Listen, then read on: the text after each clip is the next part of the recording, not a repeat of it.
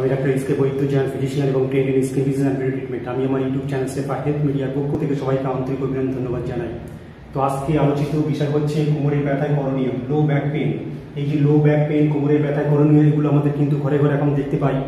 বিশেষ করে বাড়িতে যাদের বয়স্ক গার্জিয়ান আছে, হয়তো বাবা মা বলুন বা দাদু দিদা বা বাবা কাকা জ্যাঠা, বয়স্ক যারা মানুষ আছে, হয়তো যাদের 60 বছর 70 বছর বয়স হয়ে গেছে, তো তারা কোনো না কোনো সময় কোমরের ব্যথায় অবশ্যই সাফার করেছেন। এগুলো আমরা এখন দেখতে পাচ্ছি যে মানুষের মধ্যে কিন্তু এই সমস্যাটা প্রচুর বাড়ছে। তো এগুলো অবশ্যই খুব ভালো ভালো ট্রিটমেন্ট আছে, ট্রিটমেন্ট প্রসিডিওর আছে। কি সমস্যা হলো আমাদের কোমরের ব্যথার, যে কি সমস্যা হলো সেইভাবে আমরা ডায়াগনোসিস করে, কনফার্ম ডায়াগনোসিস করে তারপরে ট্রিটমেন্ট করি। তো মেইন যেটা আমরা বলবো, যে আমি বলবো আজকে ভিডিওতে, যে আমাদের কোমরের ব্যথায় সমস্যা হলে, কোমরের ব্যথা যাতে অনেকদিন ধরে হচ্ছে, ক্রনিকভাবে রয়ে গেছে, বিভিন্ন মেকানিক্যাল পেন যেগুলো বলবো, মেকানিক্যাল পেন মানে বিভিন্ন অকুপেশনাল যে সমস্যাগুলো, মানুষ বিভিন্ন পেশায় কাজ করে, কেউ চাষি ফার্মার, চাষি কাল্টিভেশন করছে, কেউ ডেস্ক জব করছে, কম্পিউটার জব করছে, অফিস জব করছে, সে অনেকক্ষণ দীর্ঘক্ষণ বসে কাজ করছে, সামনে কোমরটা ঝুঁকিয়ে কাজ করছে। বাড়িতে যারা হাউস ওয়াইফ আছে, তারা কিন্তু বাড়িতে কাছাকাছি বলুন, রান্না বান্না বলুন, বা বাড়িতে আরও বিভিন্ন যে কাজগুলো হয় সেগুলোর সামনের দিকে কোমর ঝুঁকে যে কাজগুলো করা, বা বিভিন্ন যারা গাড়ির যারা হেল্পার বা কন্ডাক্টর যারা, তারা অনেকক্ষণ দীর্ঘক্ষণ হয়তো সারাদিন ধরে দাঁড়িয়ে দাঁড়িয়ে তারা কাজ করছে, বা কারখানা শ্রমিক, তারা কোমরের চাপ দিয়ে অনবরত কাজ করছে। তা কোমর হচ্ছে আমাদের এমন একটা জায়গা যে কোমরের উপরে নির্ভর করে কিন্তু আমরা চলাফেরা করতে পারি, আমরা আমাদের দৈনন্দিন কাজ করতে পারি, আমাদের শোয়া বসা ওঠা, আমাদের কোমরের লোড নেওয়া, মাথায় কোনো ভারী কিছু চাগালাম, তা সমস্ত কিছু কিন্তু কোমরের উপরে চাপ পড়ে। তো এই যে কোমর যদি আমাদের ঠিকঠাক না থাকে, কোমরের পেশির যদি, কোমরের যে আমাদের স্পাইনাল কলাম যেটা আছে, সেই কলামের যদি কোনো ডিফেক্ট থাকে, বা কলামের এই মেকানিক্যাল পেন অনেকদিন ধরে একইভাবে আমরা কাজ করে যাচ্ছি, সেই কাজের মধ্যে আমরা নিয়োজিত আছি।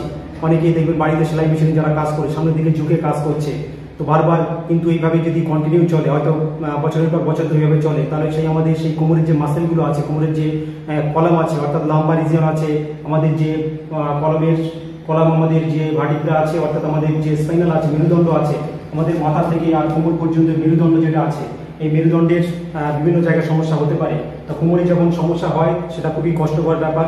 এটা যাদের হয়েছে তারাই একমাত্র বুঝতে পারে যে সাংঘাতিক একটা যন্ত্রণা, পেন হয়, মাসেলগুলো স্পাজম হয়। তো সেই কোমর ব্যথায় করণীয়, মানে আমি বলবো আজকে, যে আমাদের কোমর ব্যথা যদি হয়, তো কোমর ব্যথা হলে তার কি জন্য ব্যথা হলো সেগুলো অবশ্যই ডায়াগনোসিস করতে হবে। তার সঙ্গে কিছু নিয়ম নীতি যদি আমরা মেনে চলি, কিছু রুলস রেগুলেশন যদি আমরা মেনে চলি, কোমর ব্যথা হলে আমরা কি করব কি করব না, তাহলে কিন্তু অনেকেই যারা ফ্যামিলিতে এই সমস্যায় ভুগছে, তারা কিছুটা উপকার পাবেন। যে আমি আমার কোমর ব্যথা দীর্ঘদিন ধরে ভুগছি, ডক্টর আমাকে এক্সরে করতে বললো, এমআরআই করতে বললো, বা বললো যে আপনার যে কাজের সঙ্গে জড়িত আছেন, এই কাজের জন্য আপনার এই সমস্যা হচ্ছে, তাহলে সেই কাজ থেকে অবশ্যই ঠিকঠাকভাবে বুঝে নিতে হবে যে আপনি যে কাজ করছেন, সেই কাজটাকে কিভাবে আপনি এগিয়ে নিয়ে যেতে পারবেন, আপনাকে কিভাবে দৈনন্দিন কাজ আপনি করতে পারবেন, সবকিছু মেনটেন করে। তার জন্য অবশ্যই কিছু নিয়ম কানুন আপনার শিখে রাখা দরকার। তো অবশ্যই আমি 20টা পয়েন্ট নিয়ে আলোচনা করবো এই কোমর ব্যথায় করণীয়, যেটাকে আমরা লো ব্যাক পেন, অর্থাৎ আমাদের লো মানে হচ্ছে নিচে, ব্যাক মানে পিছন, পেন মানে যন্ত্রণা, LBP বলা হয়। তা লো ব্যাক পেন নিয়ে আমি মোট 20টা পয়েন্ট নিয়ে আলোচনা করবো। তা আসুন আলোচনাতে আসা যায়। তা প্রথমেই বলবো, শক্ত সমান বিছানায় শোবেন বা ঘুমাবেন, তবে খেয়াল রাখতে হবে বিছানা যাতে অতিরিক্ত শক্ত বা নরম না হয়। ফোমে বা অসমান বিছানায় ঘুমালে কোমরের সংকোচন হয়ে ব্যথা হয়। নাম্বার 2 বলবো, ঘুমানোর সময় ঘাড়ের নিচ পর্যন্ত বালিশ দিতে হবে। এটা কিন্তু অনেক সময় আমাদের যে সার্ভাইকাল আছে, সার্ভাইকাল স্পাইন কিন্তু সমস্যা হয়ে আমাদের যে ঘাড়ের ব্যথা যন্ত্রণা, মাথার যন্ত্রণার সময় হতে পারে। এটা সার্ভাইকাল যাদের স্পন্ডিলাইটিস আছে, স্পন্ডিলোসিস যাদের আছে, তাদের কিন্তু অবশ্যই এই নিয়মটা মেনে চলতে হবে। ঘাড়ের নিচ পর্যন্ত বালিশ দিতে হবে, এবং বালিশটা এমন হবে, খুব বেশি মোটা হবে না, খুব বেশি পাতলা হবে না। আমাদের যে ঘাড়ের অক্সিপিটাল এরিয়া আছে এবং আমাদের যে সার্ভাইকাল, এখানে আমাদের number 1, number 2, number 3, number 7, number 4 করে নাম্বার 7 পর্যন্ত আমাদের সার্ভাইকাল যে ভার্টিব্রা আছে, 1 থেকে 7 পর্যন্ত সার্ভাইকাল ভার্টিব্রা আছে। এই সার্ভাইকাল ভার্টিব্রা যদি আমরা বালিশ যদি ঠিকঠাকভাবে না দিই, আমাদের যে এই অক্সিপিটাল এরিয়া এবং এই সার্ভাইকাল এরিয়া, আমাদের যে নেক আছে, পিছনে যে জায়গা আছে, এই জায়গাটা যদি উঁচু নিচু বেশি হয়, তাহলে আমাদের যে সার্ভাইকাল কলম যেটা আছে, এটা কিন্তু উঁচু নিচু হয়ে এখানে মাসেল স্প্যাজম, তার সঙ্গে যে স্পাইনগুলো আছে, স্পাইনের সমস্যা হতে পারে। তো অবশ্যই আমাদের সবার সময় কিন্তু এই জায়গাটা উপরে অক্সিপিটাল এরিয়া, তার সঙ্গে এই যে জায়গাটা যেন এক লেভেলে থাকে, তেমনভাবে বালিশ নিতে হবে যেন বালিশ মাথা থেকে আরো ঘাড় পর্যন্ত কিছুটা আমরা দিতে পারি, এবং বালিশ খুব বেশি মোটা হবে না, খুব বেশি পাতলা হবে না। তো নাম্বার 3 আসছি, শোয়া থেকে ওঠার সময় প্রথমে একদিকে কাত হতে হবে, তারপর হাঁটু ভাঁজ করে পা ঝুলিয়ে দিতে হবে এবং হাতের উপর ভর করে ওঠা প্রয়োজন। শোয়া থেকে ওঠার সময় আমরা যখন শুতে যাব বা শোয়া থেকে যখন ওঠার সময় প্রথমে একদিকে কাত হবো, হয় ডান দিকে নয় বাঁ দিকে কাত হবো, তারপর হাঁটু ভাঁজ করে পা ঝুলিয়ে দিতে হবে এবং হাতের উপর ভর করে ওঠা প্রয়োজন, যাতে আমাদের কোমরের উপরে প্রেশার না পড়ে। কোমরের উপরে যদি প্রেশার পড়ে তাহলে ব্যথা যন্ত্রণা কিন্তু বাড়তে পারে। নাম্বার 4, মেরুদণ্ড বাঁকা করে বা সামনের দিকে ঝুঁকে কোনো কাজ করা যাবে না। মেরুদণ্ড বাঁকা করে দাঁড়িয়ে থাকা, হাঁটা, বসা নিষেধ। অর্থাৎ আমাদের যে মেরুদণ্ড আছে, আমাদের যে সার্ভাইকাল থেকে আমাদের যে লাম্বার পর্যন্ত বা সিকাম বা কক্সিস পর্যন্ত একদম যে মেরুদণ্ড আছে, সেই মেরুদণ্ড বাঁকা করে সামনের দিকে ঝুঁকে অনেকক্ষণ ধরে কাজ করছি, আনাগাড়ে কাজ করছি, ঘন্টার পর ঘন্টা কাজ করে যাচ্ছি, তাহলে ঝুঁকে কাজ পুরো করা যাবে না। কাজ এবং মেরুদণ্ড বাঁকা করে দাঁড়িয়ে থাকা, হাঁটা, বসা নিষেধ।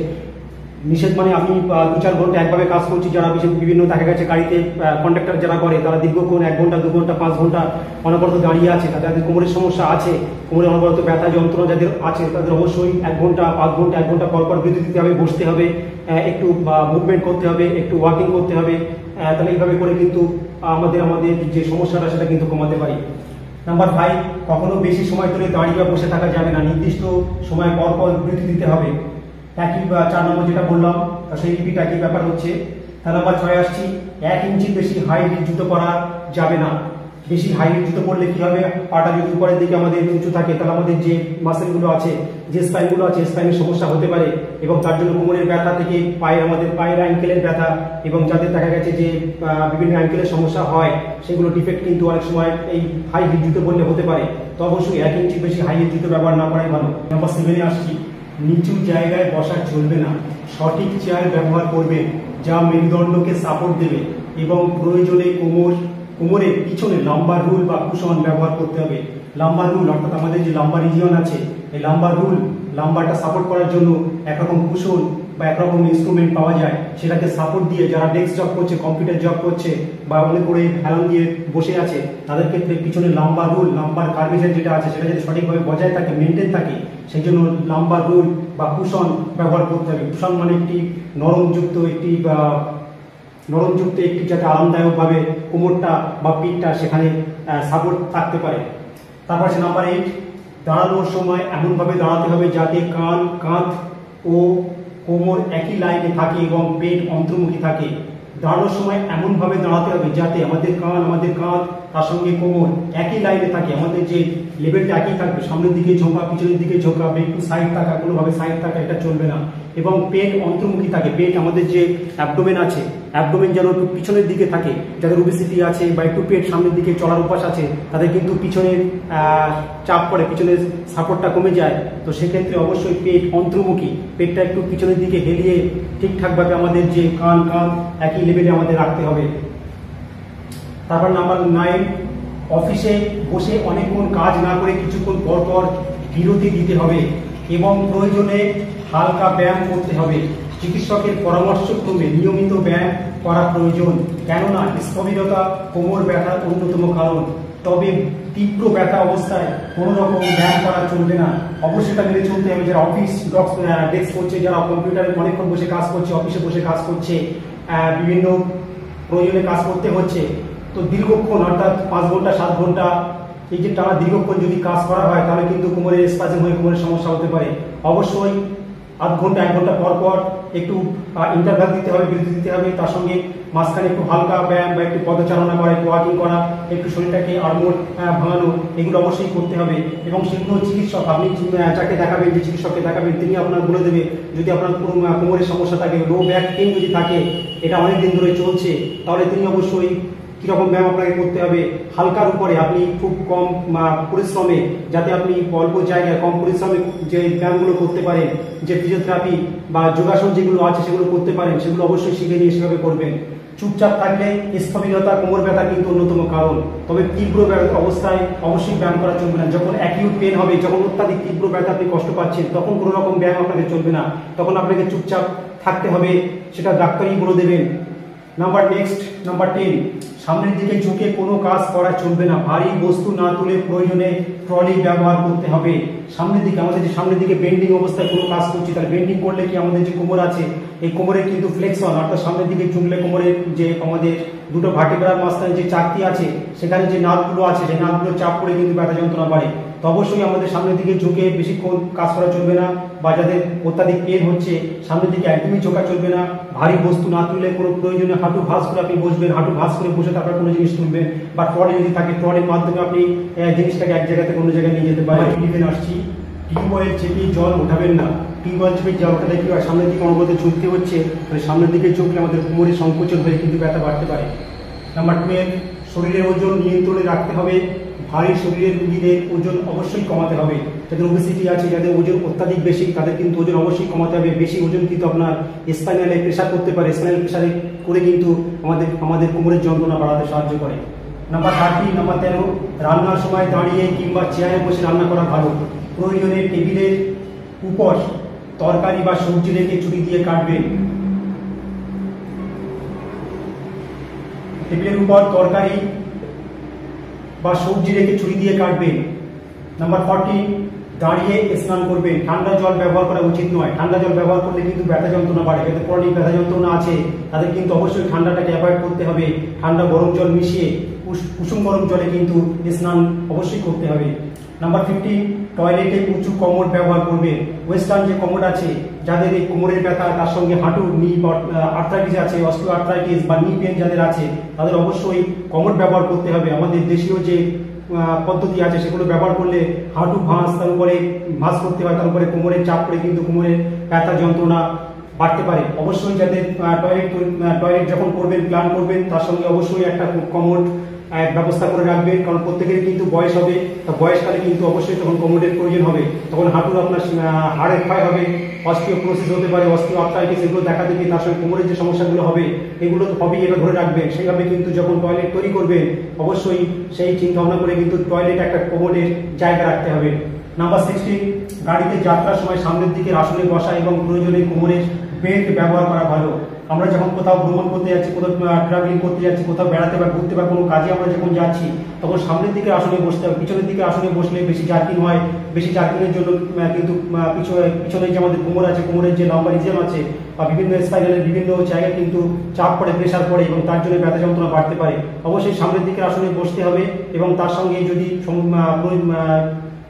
যদি বেড থাকে, কোমরের যে বেড অর্থাৎ নাম্বার কর্সেট বলে যেগুলো পাওয়া যায়, সেগুলো অবশ্যই ব্যবহার করে আপনাকে এসে গাড়িতে উঠতে হবে এবং ভ্রমণ করতে হবে। 17 বা 17 আসছি, নামাজ চেয়ারে বসে পড়তে হবে। যারা মুসলিম বা মুসলিম ধর্মাবলম্বী যারা আছেন, যাদের এই কোমরের সমস্যা আছে, লো ব্যাক পেন আছে বা ক্রনিক যাদের কোমরের ডিস্টার্ব আছে, তাদের অবশ্যই নামাজ চেয়ারে বসে পড়তে হবে। কারণ যদি আপনাদের যে রুকু করতে হয়, যে নামাজ পড়ার জন্য সামনের দিকে ঝুঁকতে হয়, সেই সামনের দিকে ঝুঁকলে কিন্তু কোমরের সমস্যা বাড়তে পারে। নাম্বার 18, সিঁড়িতে ওঠার সময় কোমর সোজা করে পা টেনে টেনে উঠতে হবে। যারা সিঁড়িতে উঠতে হয়, সিঁড়ির ধাপ অতিক্রম করতে হয়, ক্রস করতে হয়, যাদের একতলা দুতলা করতে হয়, অবশ্যই তারা পারলে, যাদের কোমরের সমস্যা আছে, হাঁটুর সমস্যা আছে, তারা অবশ্যই নিচের তলাতে সবকিছু ব্যবস্থা করার চেষ্টা করবে। নিচের তলাতে থাকা, সেখানে সমস্ত কাজকর্ম, রান্না বান্না থেকে সমস্ত জামা কাপড় শুকানো থেকে শুরু করে সেই জায়গাতে আপনার দৈনন্দিন কাজকর্ম যাতে সহজভাবে হয় সেগুলো করার চেষ্টা করবেন। আপনাদের প্রতিদিন যদি সিঁড়ি ভাঙতে হয় তাহলে কিন্তু কোমরের সমস্যা বাড়াবাড়ি পর্যায়ে চলে যেতে পারে। অবশ্যই যদি ছাদে উঠতে হয় বা যদি সিঁড়ি দিয়ে আপনার উপরে উঠতে হয়, তাহলে যখন উঠবেন তখন পা টেনে টেনে পা সোজা করে, কোমরটাকে সোজা করে, কোমরটা সামনের দিকে ঝোঁকা, পিছনের দিকে ঝোঁকানো বা যে কোনো একদিকে কাত করে উঠতে গেলে আপনার কোমরের সংকোচন হয়ে ব্যথা বাড়তে পারে। নাম্বার 19, ব্যথা নিয়ে দুশ্চিন্তা না করে আপনার ডাক্তারের কাছ থেকে পরামর্শ নিতে হবে, কারণ দুশ্চিন্তা ব্যথাকে বাড়িয়ে দেয়। আপনি অনবরত টেনশনে আছেন, অনবরত দুশ্চিন্তার মধ্যে আছেন যে আপনার ক্রনিক লো ব্যাক পেন আছে, আপনি নিজের কাজকর্ম, স্বাভাবিক কাজকর্ম করতে পারছেন না, আপনার ডেইলি ওয়ার্ক লাইফ হ্যাজার্ড হচ্ছে, সমস্যা হচ্ছে, তো অবশ্যই সেই নিয়ে দুশ্চিন্তা করবেন না। আপনার নিকটবর্তী যিনি ডক্টর আছেন, আপনার ফ্যামিলি ফিজিশিয়ান আছেন, অবশ্যই তাকে দেখান, তিনি আপনাকে যে পরামর্শ দেবেন আপনার সেভাবে চলতে হবে। আর আমি যে অবশ্যই যেগুলো বললাম সেগুলো মানলে কিন্তু আপনার অবশ্যই লো ব্যাক পেন থেকে অনেকটা নিরাপদে থাকতে পারবেন। তো অবশ্যই বেশি চিন্তা করবেন না, দুশ্চিন্তা করবেন না। দুশ্চিন্তা কিন্তু ব্যথাকে বাড়িয়ে দেয়। নাম্বার 20, প্রয়োজনে চিকিৎসকের নির্দেশ মতো কোমরের এক্সরে বা এমআরআই এবং রক্ত পরীক্ষা করে দেখে নিতে হবে কোমরের মেরুদণ্ডের হাড়ের কোনো সমস্যা আছে কিনা। অবশ্যই চিকিৎসকের নির্দেশ মতো, চিকিৎসক যদি বলেন আপনার এক্সরে করতে হবে, প্রয়োজনে এমআরআই করতে হবে, এগুলো করলে কি কোমরের যে আমাদের যে ভাটিব্রা যেগুলো আছে, অর্থাৎ আমাদের লম্বার যে ভাটিব্রা আছে, তার সঙ্গে থোরাসিক ভাটিব্রা, আমাদের সার্ভাইকাল ভাটিব্রা আছে, স্যাক্রাম কক্সিস যেগুলো আছে, যে ভাটিব্রা যেগুলো আছে, মেরুদণ্ড যে হাড়গুলো আছে, এই হাড়ের কোনো সমস্যা কিছু আছে কিনা ভালো করে জানতে গেলে, হঠাৎ করে অ্যাক্সিডেন্ট হলো, ট্রমা হলো, সেই জন্য অনেক সময় হাড়ের বিভিন্ন সমস্যা হতে পারে, স্পন্ডিলাইটিস, স্পন্ডিলোসিস বা তার জন্য সেপটিক ইনফেকশন অনেক সময় হতে পারে, সেখানে নিউ গ্রোথ কিছু হতে পারে। তো অনেক সময় এগুলো জানার জন্য এক্সরে এবং এমআরআই অবশ্যই দরকার হয়। অনেক সময় ঔষধ দিয়ে আমরা কিছুদিনের জন্য ঔষধ দিয়ে অর্থাৎ ট্রায়াল দিয়ে দেখলাম যে তার সমস্যা কমছে কিনা, হয়তো সমস্যা কমছে না, তখন আমরা অবশ্যই পেশেন্টকে অ্যাডভাইস দিই। আপনি প্রথমে হয়তো দেখা গেল যে এক্সরে করতে বললাম, এক্সরেতে যখন পরিষ্কার বোঝা যাচ্ছে না, তখন হয়তো আমরা আরো ফার্দার ডিটেলস জানার জন্য কিন্তু এমআরআই করার পরামর্শ দিয়ে থাকি। এবং তার সঙ্গে কিছু ব্লাড টেস্ট আছে, কিছু রক্ত পরীক্ষা আছে, এগুলো অনেক সময় করে দেখে নিতে হয় যে মেরুদণ্ডের হাড়ে কোনো সমস্যা আছে কিনা, ভিটামিন ক্যালসিয়াম, ভিটামিন D3, তার সঙ্গে আরো কিছু হাড়ের অস্টোমাইলেসিয়া কিছু সমস্যা আছে, এগুলো রক্ত পরীক্ষা করে দেখে নিতে হয় যে তার মেরুদণ্ডের যে হাড় আছে সে হাড়ে কোনো তার ঘাটতি আছে কিনা, হাড়ে কোনো সমস্যা আছে কিনা। তার জন্য কিন্তু অবশ্যই চিকিৎসকের নির্দেশ মতো আপনাকে এক্সরে এমআরআই করলে কিন্তু আমরা পরিষ্কার ছবি আমরা দেখতে পাই। পরিষ্কার ছবি দেখে আমরা সেই মতো পেশেন্টকে অবশ্যই উপযুক্ত অ্যাডভাইস দিতে পারি যে আপনার মেডিসিনের সঙ্গে সঙ্গে আরো কি কি প্রয়োজন হবে। তো অবশ্যই 1 থেকে 20 পর্যন্ত যে নিয়মগুলো বললাম এগুলো মেনে চললে, এগুলো যদি আমরা আমাদের বাড়িতে যারা বয়স্ক বাবা মা আছে বা যারা গার্জিয়ান আছে বা যাদের কোমরের ব্যথায় ভুগছে, ক্রনিকভাবে ভুগছে, অনেকদিন ধরে ভুগছে, এই নির্দেশগুলো যতটা পারবেন মেনে চলবেন, তাহলে অবশ্যই আমরা ভালো থাকতে পারবো। তো এই সম্পর্কিত যদি কোনো কোশ্চেন, কোনো প্রশ্ন থাকে তো অবশ্যই আমার কমেন্ট বক্সে করবে। আজকে এই পর্যন্তই, প্রত্যেকে অসংখ্য ধন্যবাদ।